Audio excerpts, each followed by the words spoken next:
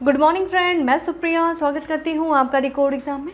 Friend, आज daily current affairs की class में हम डिस्कस करेंगे 9 अक्टूबर से रिलेटेड जितने भी न्यूज़ हैं, जितने भी इवेंट्स हैं जो हमारे एग्जाम के लिए इंपॉर्टेंट है, हम उन्हें एक एक करके डिस्कस करेंगे।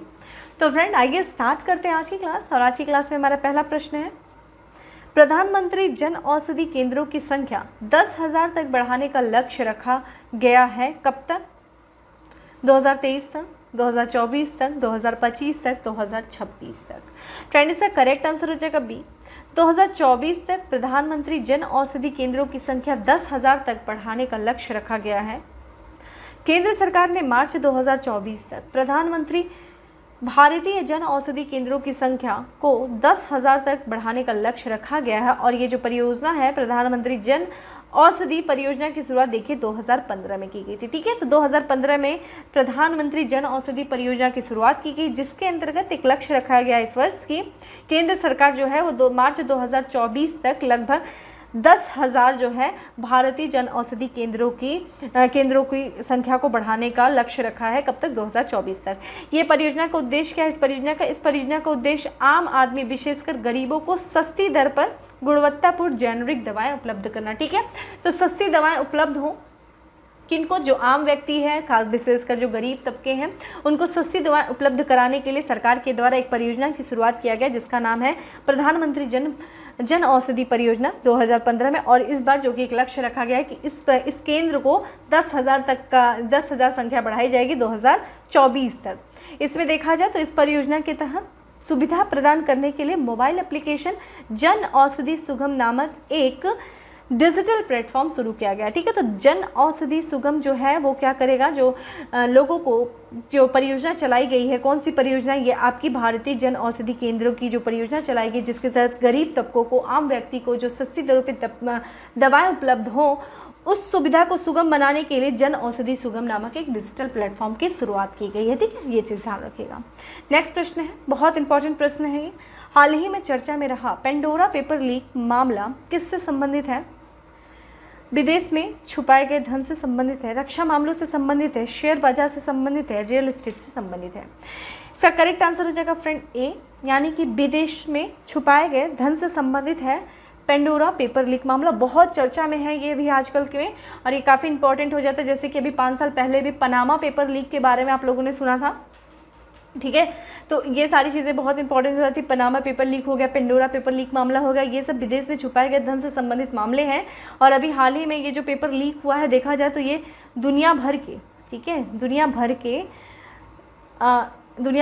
11.9 मिलियन, ठीक है, 11.9 मिलियन लीक हुई फाइलें हैं। कौन सी? पेंडोरा पेपर लीक की फाइलें थी जो कि लीक हो गई हैं। और इन फाइलों में क्या दस्तावेज था? ये एक तरीके से गुप्त दस्तावेज था, जिसमें ये बता था, इसमें ये बातें छुपी हुई थी कि जो लोगों के द्वारा, जो अमीर व्यक्ति है, उनकी जो छिपी हुई संपत्ति कहाँ कहाँ, किन किन देशों में किस व्यक्ति की कौन सी संपत्ति छुपी हुई है, और टैक्स के बचने के तरीके। कई जो लोग होते हैं वो टैक्स से बचने के जनरली वो लोग क्या करते हैं? टैक्स हेवन कंट्री में अपने जाकर के कंपनियां स्थापित करते हैं। तो ये सब चीज़ों के खुलासा हुए हैं कि टैक्स से बचने के तरीके। दुनिया के जो कुछ अमीर हैं, जो शक्तिशाली लोग हैं, उनके द्वारा जो मनी लॉन्ड्रिंग किया गया है, मनी लॉन्ड्रिंग यानी कि जो ब्लैक मनी को व्हाइट मनी में कन्वर्ट करता है, मनी लॉन्ड्रिंग जो किया गया है, इन सारी चीज़ों के खुलासा जो है वो पेंडोरा पेपर लीक में किया गया है। ठीक है, और ये सारी चीज़ों का जो खुलासा कर रहा है वो कर रहा है international consortium of investigation journalist. ठीक है, इसने खुलासा किया है कि विदेश में छुपाए गए धन से संबंधित लाखों दस्तावेज लीक होने के बाद पेंडोरा पेपर्स लीक ने ये एक तरीके से ये सुर्खियों में आया है। तो इसका खुलासा किसके द्वारा किया गया? International consortium of investigation journalism, जिसमें ये बताया गया कि कितने लोगों के द्वारा किस तरीके से टैक्स से बचने के लिए टैक्स हेवन कंट्री की तरफ जाना, मनी लॉन्ड्रिंग करना, ठीक है, अपनी संपत्ति को छुपाना, इन सारी चीज़ों के खुलासे इसमें किए गए हैं। देखा जाए तो इस पेपर लीक के माध्यम से ये खुलासा हुआ है कि कैसे बड़े बड़े अमीर कारोबारी हस्तियाँ टैक्स हेवन जैसे कंपनियों में, टैक्स हेवन जैसे देशों में कंपनियां वो ट्रस्ट बनाकर चोरी करती। राइट, इसमें देख लीजिए हमारा भारत पीछे नहीं रहा है। पेंडोरा पेपर्स लीक के मामले में भारत के 300 से अधिक हस्तियों का नाम शामिल है। अब इसमें देखिए सचिन तेंदुलकर और अनिल अंबानी भी इसमें शामिल है। ठीक है, सचिन तेंदुलकर और अनिल अंबानी भी इसमें शामिल है। तो ये चीज़ ध्यान रखिएगा, ये काफ़ी देखिए विवादित मुद्दा है, काफ़ी बड़ी बात है ये। किस तरह की चीज़ें ऐसे लोगों के द्वारा किया जा रहा है, ये अपने आप में अच्छी चीज़ें नहीं हैं। तो पेंडोरा पेपर्स लीक के बारे में आप ध्यान रखिएगा। नेक्स्ट है कि भौतिक विज्ञान में 2021 नोबेल पुरस्कार किसे प्रदान किया गया? स्यूकोरो मानेब, क्यूलस, हासलमैन, जियो जूरियो पारिसी, उपयुक्त तीनों। ठीक है फ्रेंड, इसका करेक्ट आंसर हो जाएगा डी, यानी कि ए, बी और सी, यानी कि जो आपका स्यूकोरो है, क्यूलस है और जॉर्जियो जो है, इन तीनों लोगों को संयुक्त रूप से भौतिकी विज्ञान के 2021 का नोबेल पुरस्कार प्रदान किया गया है। इसमें देखें तो भौतिकी का नोबेल पुरस्कार 2021 जापान के स्यूकोरो मानेबे, जर्मनी के क्लाउस हॉसलमैन और इटली के जीरियो पारिसी को संयुक्त रूप से प्रदान किया गया है। और इन्होंने देखा जाए, जो जापान के और जो जर्मनी के वैज्ञानिक हैं, इन्होंने देखिए संयुक्त रूप से किस क्षेत्र में कार्य किया। इन्होंने पृथ्वी के जलवायु की भौतिक मॉडलिंग, परिवर्तनशीलता की मात्रा निर्धारित करने, ग्लोबल वार्मिंग के पूर्वानुमान की परिवर्तनशीलता और प्रामाणिकता के मापन क्षेत्र में कार्य हेतु स्यूकोरो मानेब और क्लाउस हॉसलमैन को चुना गया है। ठीक है, इन दोनों लोगों ने, जो जर्मनी के वैज्ञानिक और जो जापान के वैज्ञानिक, उन्होंने पृथ्वी की जलवायु की भौतिकी मॉडलिंग, परिवर्तन की मात्रा निर्धारित करने, परिवर्तनशीलता की मात्रा को निर्धारित करने, ग्लोबल वार्मिंग के पूर्वानुमान की गति, परिवर्तनशीलता और प्रामाणिकता के मापन क्षेत्र में इन्होंने अपना योगदान दिया, जिसके लिए इनको भौतिक का नोबेल पुरस्कार दिया गया। वहीं जो इटली के पारिसी हैं, इन्होंने देखा जाए तो इस पुरस्कार का जो दूसरा भाग है, जियो जरियो पारिसी को परमाणु से लेकर ग्रहों के मानदंडों तक भौतिक प्रणालियों में विकार और उतार चढ़ाव की परस्पर क्रियाओं की खोज के लिए चुना गया। ठीक है, तो जो पारिसी हैं, इनको किसके लिए दिया गया है? परमाणु से लेकर के ग्रहों के मानदंडों तक भौतिकी प्रणालियों में विकार और उतार चढ़ाव की परस्पर क्रिया की खोज के लिए चुना गया है। ठीक है, मेन ये चीज़ ध्यान रखिएगा, किसको दिया गया है, वो किस देश से संबंधित है। ठीक है, ये चीज़। नेक्स्ट है कि उधारकर्ताओं की दबावग्रस्त संपत्ति को लेने के लिए बनाई गई बेड बैंक योजना कितने करोड़ तक रखने के लिए बनाई गई है? ठीक है, ये बेड बैंक बहुत इस समय चर्चा में है, आपको पता होना चाहिए। इस पर थोड़ा सा समय लेकर के इस पर चर्चा करते हैं कि 250 करोड़ रुपए या उससे अधिक, 1000 करोड़ रुपए या उससे अधिक, 500 करोड़ या उससे अधिक, या 5000 करोड़ या उससे अधिक। तो बेड बैंक जो है उस योजना के तहत कितने करोड़ रुपए तक रखे जाने के लिए बनाई गई है? तो ये रखा गया है सी, यानी कि 500 करोड़ या उससे अधिक की संपत्ति को जो रखे जाने के लिए बनाया गया है बेड बैंक। अब इससे देखते हैं क्या है ये।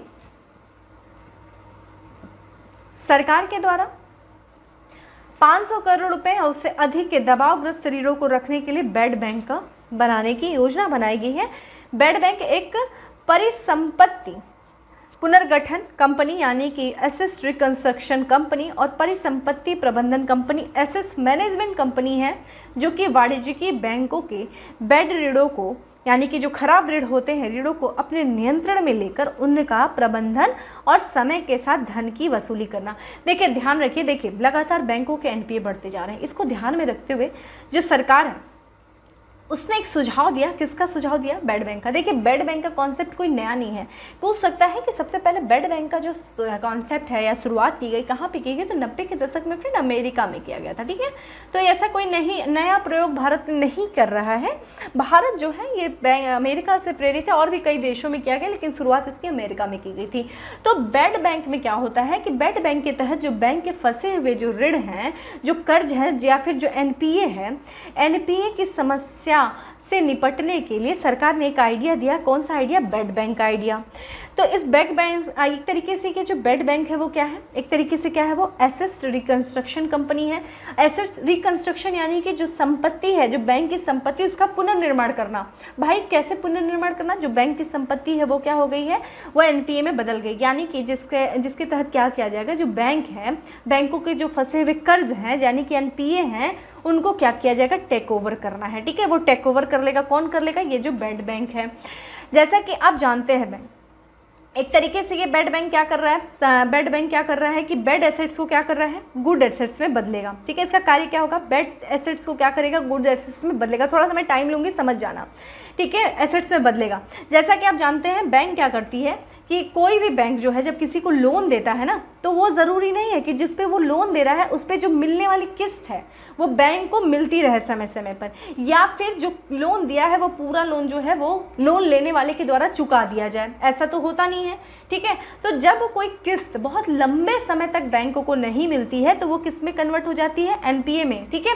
जैसा कि आरबीआई के नियमानुसार क्या बताया गया है कि कोई भी लोन से किसी बैंक को अगर कोई कमाई नहीं हो रही है तो वो एनपीए हो गई। और ये कितने दिन में देखा जाएगा, 180 दिन। मान लीजिए बैंक ने कोई लोन दिया है, उस पर उसको किस्त मिल रही है, लेकिन अचानक से किस्त मिलना बंद हो गया, उस लोन से बैंक को कोई कमाई नहीं हो रही, कितने दिन तक, 180 दिन या उससे अधिक, तो वो जो लोन है ना वो क्या हो जाता है, एनपीए में कन्वर्ट हो जा रहा है, यानी कि बेड लोन में, ठीक है, बेड लोन में, बुरे कर्ज में कन्वर्ट हो गया। अब वो बैंक के लिए बेकार हो गया एक तरीके से, तो एनपीए में तब्दील हो गया।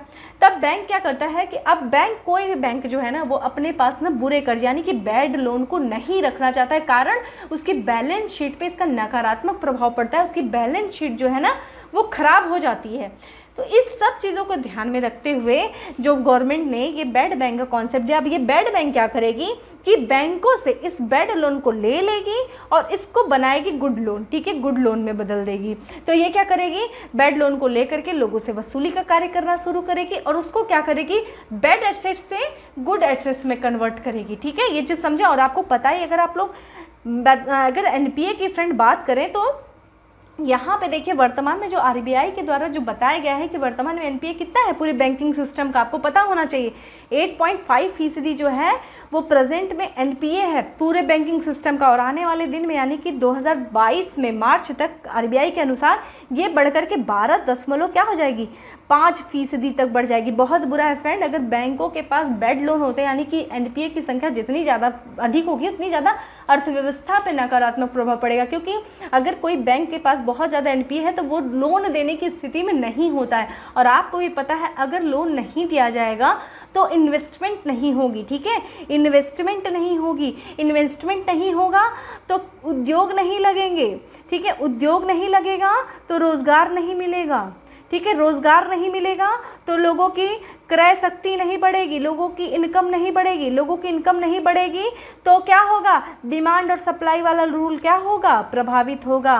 तो ये पूरी साइकिल है जो आपको पता होनी चाहिए। इसीलिए हर बैंक के पास जो बेड लोन है उसको गुड लोन यानी कि बेड एसेट्स को गुड एसेट्स में कन्वर्ट करने का योजना है। ये क्या आपका बेड बैंक, ये बेड बैंक एक तरीके से कंपनी है, वो बैंकों से बुरे लोन को ले लेगी यानी कि बेड एसेट्स को ले लेगी, उसको गुड एसेट्स में कन्वर्ट करेगी और इससे जो बैंकों की जो बैलेंस शीट खराब हो गई है एनपीए के कारण वो क्या हो जाएगी, शून्य पे आ जाएगी, उनकी बैलेंस शीट क्या हो जाएगी, अच्छी हो जाएगी, जिससे कि क्या होगा, वो लोन देने की स्थिति में हो जाएंगे।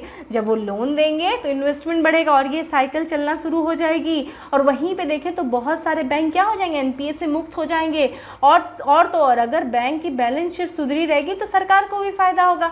आप लगातार देख रहे हैं कि आज के डेट में अक्सर बैंकों का, कई बैंकों का क्या किया जा रहा है, प्राइवेटाइजेशन किया जा रहा है, निजीकरण किया जा रहा है। तो इससे सरकार को भी आसानी होगी कि वो बैंकों का जो प्राइवेटाइजेशन है, जो निजीकरण है, वो आसानी से कर सकेगी।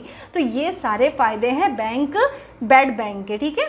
तो ये चीज़ आपको पता होनी चाहिए। आगे देखते हैं कि बेड बैंक का उल्लेख इस बार देखिए, इस बार का जो बजट था 2021-22 का, उसमें वित्त मंत्री निर्मला सीतारमन ने इसका उल्लेख किया था। इंपॉर्टेंट पॉइंट है, पूछ सकता है कि बेड बैंक का किस बजट में उल्लेख किया गया था, 2021-22 में किया गया था। वहीं देखिए जो आईबीए है यानी कि इंडियन बैंक एसोसिएशन, यहाँ से प्रश्न आ चुका है, इंडियन बैंक एसोसिएशन को बेड बैंक स्थापित करने का काम किया गया है, ठीक है, सौंपा गया है, जिसने national essence reconstruction committee limited की स्थापना किया गया। इंपॉर्टेंट है, अभी हाल ही में एक बेड बैंक कंपनी स्थापित की गई है, इसी कारण से ये चर्चा में है बेड बैंक। कौन सी वो कंपनी है, national essence reconstruction company limited की स्थापना की गई, जिसको आरबीआई के द्वारा लाइसेंस दे दिया गया है और ये लाइसेंस किस नियम के तहत दिया गया है, ये इंपॉर्टेंट हो जाता है आपके लिए। तो जो नेशनल एसेट रिकंस्ट्रक्शन कंपनी है, हाल ही में आरबीआई ने 6000 करोड़ की रुपए की NARCL की वित्तीय अस्तियों की प्रतिभूतियों और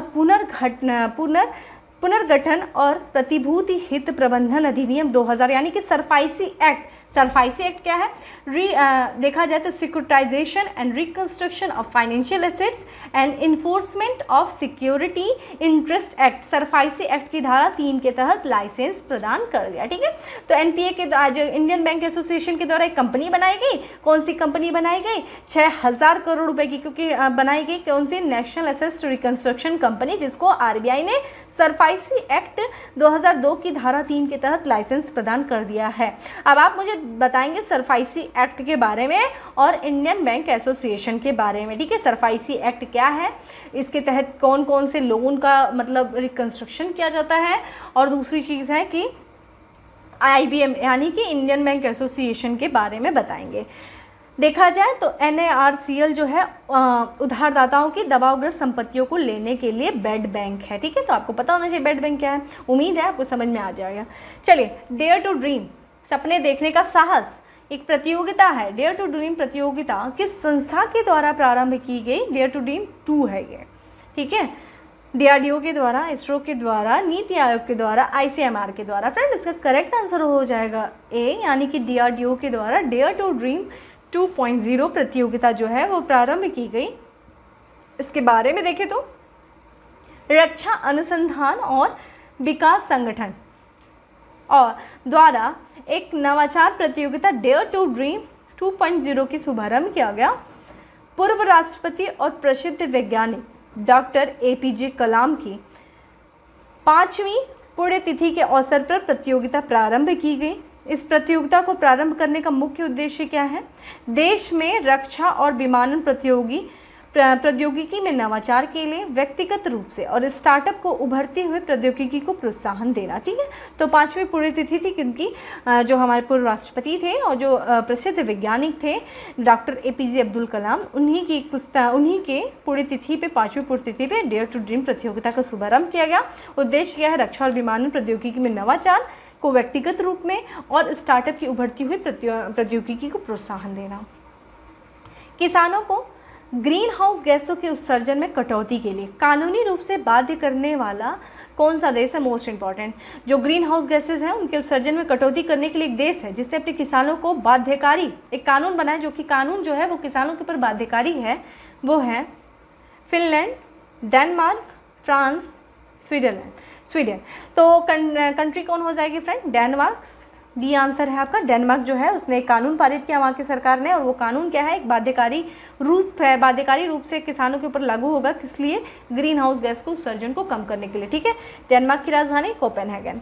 तो इसके बारे में देखें तो डेनमार्क की संसद ने 2030 तक कृषि और वानिकी क्षेत्रों में ग्रीन हाउस गैस उत्सर्जन को क्रमशः 55 और 65% तक कटौती करने के लिए कानूनी रूप से बाध्य किया। ठीक है, तो वहाँ की संसद ने एक कानून पारित किया, और वो कानून जो है वो किसानों के ऊपर बाध्यकारी है कि उन्हें अपने जो कृषि है और जो वानिकी के क्षेत्र में ग्रीन हाउस गैसों को लगभग 2030 तक 55 और 65% तक कटौती करनी होगी, और ये उनके लिए बाध्यकारी है। ठीक है, तो ये उत्सर्जन का लक्ष्य की कटौती का लक्ष्य क्या है? उत्सर्जन लक्ष्य में कटौती का लक्ष्य है 1990 में ग्रीन हाउस गैस उत्सर्जन पर आधारित है।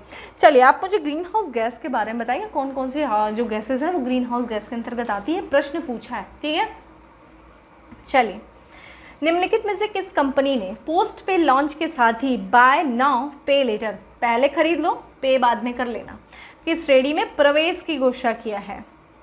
भारत पे, गूगल पे, पेटीएम, फोन पे।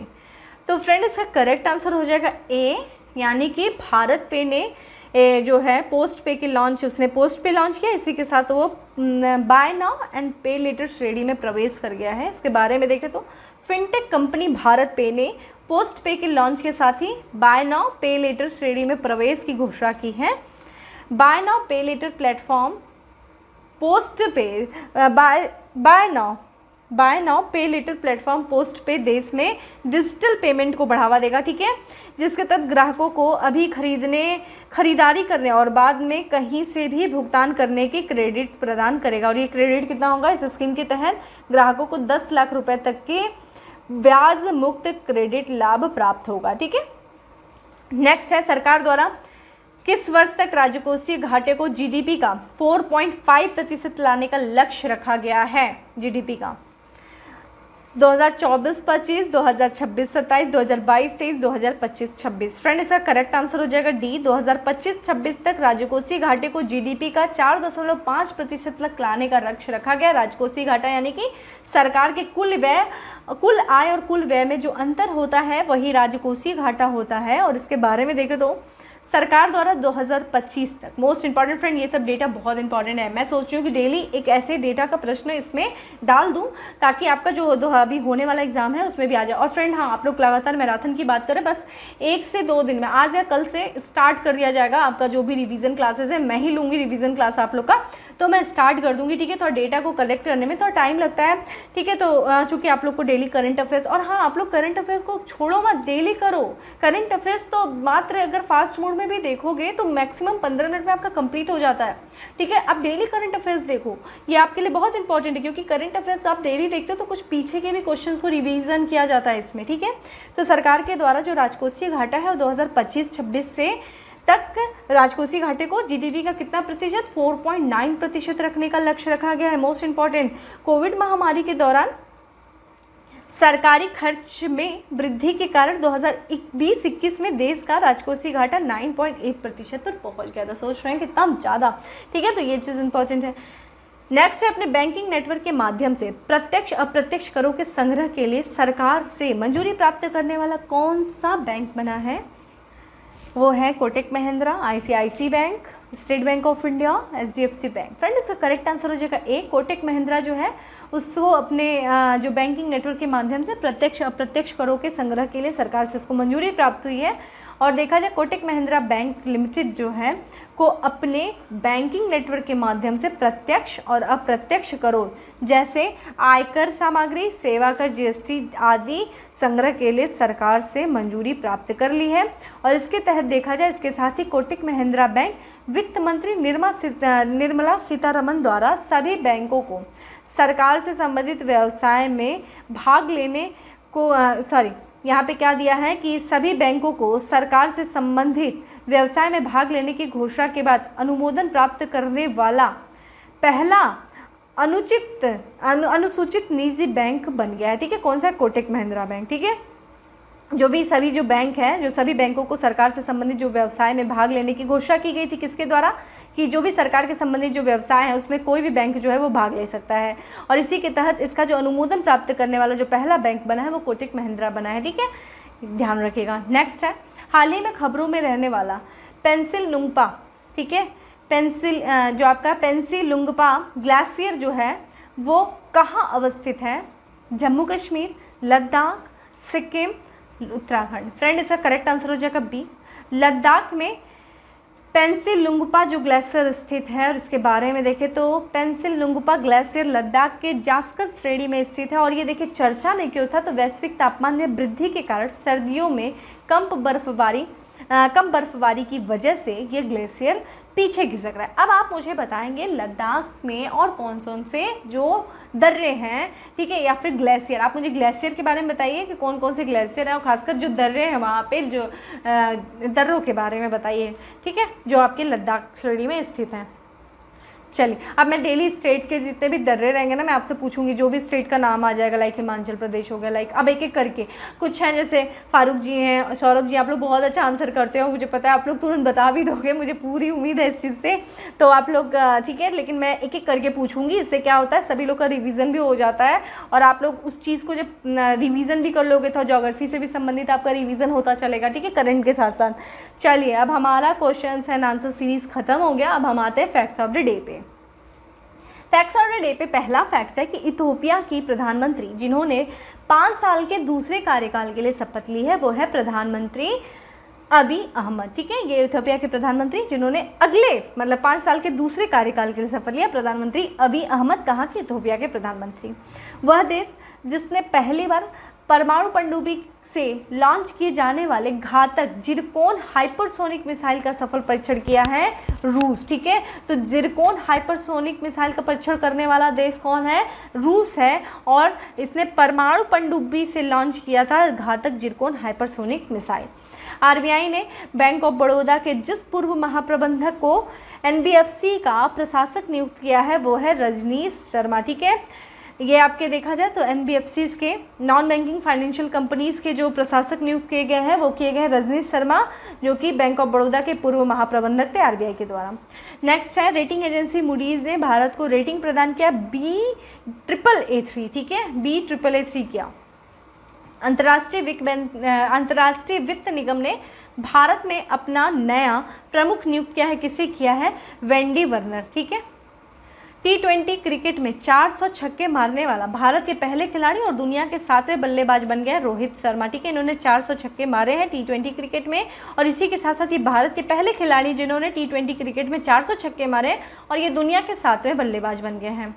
नेक्स्ट है, राज्य सरकार जिसने बोतलबंद पानी पर 1 जनवरी 2022 से प्रतिबंध लगाने की घोषणा किया, सिक्किम। देखिए सिक्किम एक ऑर्गेनिक स्टेट है और वो लगातार पर्यावरण से संबंधित बहुत सारी चीज़ें कर रहा है, तो ये जो है इसी ने बोतलबंद पानी पर पूरी तरीके से प्रतिबंध लगाने की घोषणा किया है जनवरी 2022 से। याद रखिएगा, मोस्ट इंपॉर्टेंट क्वेश्चन है। विश्व सेरेब्रल पालिसी जो दिवस है वो 6 अक्टूबर को मनाया गया।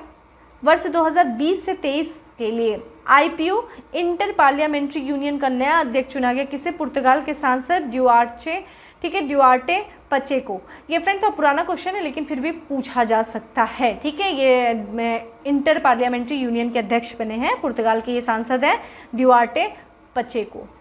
नेक्स्ट है, consumer electronics and appliances manufactured association ने 2 साल के कार्यकाल के लिए अपना अध्यक्ष नियुक्त किया, किसे? एरिक ब्रेगेंजा, ठीक है। एरिक ब्रेगेंजा को किसने? Consumer electronics and appliances manufactured association ने। मेल्ट वाटर चैंपियन शतरंज टूर खिताब जो है वो किसने जीता है? उसके विजेता हैं मैग्नस कार्लस। विश्व चैंपियनशिप में रजत पदक जीतने वाले देश की पहली महिला पहलवान बन गई हैं अंशु मलिक, ठीक है। अंशु मलिक विश्व चैंपियनशिप में रजत पदक जीतने वाली देश की पहली महिला बन गई है। सब आपको पता होना चाहिए, जहाँ पहला शब्द जुड़ जाता है ना वो अपने आप में इंपॉर्टेंट हो जाता है, खासकर जब भारत के परिप्रेक्ष्य में हो। नेक्स्ट है, T20 में सबसे कम उम्र यानी कि 21 वर्ष और मात्र 30 दिन, सबसे कम उम्र में 1000 रन बनाने वाले विश्व की पहली महिला क्रिकेट बनी है, ये बनी है जेमिना रोड्रिग्स, ठीक है। आप मुझे कमेंट बॉक्स में बताएंगे ये किस देश से संबंधित हैं, ठीक है। कौन सी आपकी जेमिमा रोड्रिग्स जो है ये T20 में सबसे कम उम्र में 1000 रन बनाने वाले विश्व की पहली महिला क्रिकेटर बनी है। जिम कॉर्बेट नेशनल पार्क का नाम बदल दिया गया है, अब उसका नाम देखिए रखा गया है रामगंगा नेशनल पार्क। अब आप मुझे बताएंगे जिम जो कॉर्बेट नेशनल पार्क है वो किस राज्य में है, इसका पहला नाम क्या था, इससे संबंधित जो महत्वपूर्ण जानकारी है वो आप मुझे देंगे। और जिम कॉर्बेट का नाम बदल करके रामगंगा नेशनल पार्क कर दिया गया है। ये था हमारे फैक्ट्स ऑफ टुडे। अब हम आते हैं Uttar Pradesh special, most important. Ganga का 30 किलोमीटर का क्षेत्र कछुआ वन्य विहार घोषित किया गया है प्रयागराज के मेज में, ठीक है। प्रयागराज के मेज में जो गंगा का क्षेत्र है वहाँ के लगभग 30 किलोमीटर का क्षेत्र जो है वो कछुआ वन्य विहार घोषित किया गया है। मुख्यमंत्री योगी आदित्यनाथ ने 6 जनवरी 2021 को किसान कल्याण मिशन की शुरुआत की, कहाँ से की? लखनऊ के सरोजनी नगर विकास खंड से। मोस्ट इंपॉर्टेंट, किसान कल्याण मिशन की शुरुआत जनवरी में की गई, किसके द्वारा की गई? योगी आदित्यनाथ जी के द्वारा की गई। मुख्यमंत्री कहाँ से की गई? लखनऊ के सरोजनी नगर विकास खंड के। नेक्स्ट है, केन बेतवा लिंक परियोजना के लिए उत्तर प्रदेश ने समझौता किया किस राज्य से? तो ये देखिए मध्य प्रदेश राज्य से। तो केन बेतवा जो लिंक है, जो नदी लिंक परियोजना है वो 2 राज्यों को से जुड़ी हुई है, एक मध्य प्रदेश और दूसरा आपका उत्तर प्रदेश। प्रदेश में शहीद आशफुल्ला खां पार्क का उद्घाटन किया गया है, कहाँ पे? गोरखपुर में, ठीक है। वर्तमान में भारत का सर्वाधिक अंतर्राष्ट्रीय हवाई अड्डा वाला राज्य बन गया है, कौन? उत्तर प्रदेश, ठीक है। यहाँ पे सर्वाधिक अंतर्राष्ट्रीय हवाई अड्डे वाला राज्य है, सबसे ज़्यादा हवाई अड्डे हैं उत्तर प्रदेश में, ठीक है। आप बताइए कि सबसे बड़ा एशिया का सबसे बड़ा हवाई अड्डा कौन सा है, ठीक है, जो कहाँ पे बनाया गया है, ये भी आप मुझे बताएंगे। तो ये था फ्रेंड हमारा आज का करंट अफेयर। और हम देखिए अभी आपका 24 को एग्जाम है ना, हम आपको 24 के एग्जाम के पहले ही आपके सारे जो करंट अफेयर्स हैं वो रिवीजन करा देंगे, जैसे भी करा देंगे, बिल्कुल फास्ट रीड में करके आपको, क्योंकि मैं ये मान के चलूँगी फ्रेंड, जब भी मैं आपको करंट अफेयर्स का रिवीजन कराऊंगी मैं ये मान के चलूँगी कि आप रिवीजन कर रहे हो, ठीक है। रिवीजन कर रहे हो तो मैं बिल्कुल फास्ट करूँगी, क्योंकि मैं ये भी प्लान कर रही हूँ कि आपका जो हिस्ट्री है ये भी मैं थोड़ा सा रिवीजन करा दूँ, थोड़ा पॉलिटी है वो भी थोड़ा बहुत रिवीजन करा दूँ, तो मैं इस टारगेट को लेके चल रही हूँ, ठीक है। तो फ्रेंड 1-2 दिन रुक जाइए, आज या कल से, मैं हो सकता है आज से शुरू कर दूँ या फिर कल से शुरू कर दूँ, मैं आपका मैराथन स्टार्ट कर दूँगी, ठीक है। तो फिर मिलते हैं अपने नेक्स्ट सेशन में, तब तक के लिए bye, have a good day, stay safe and stay happy.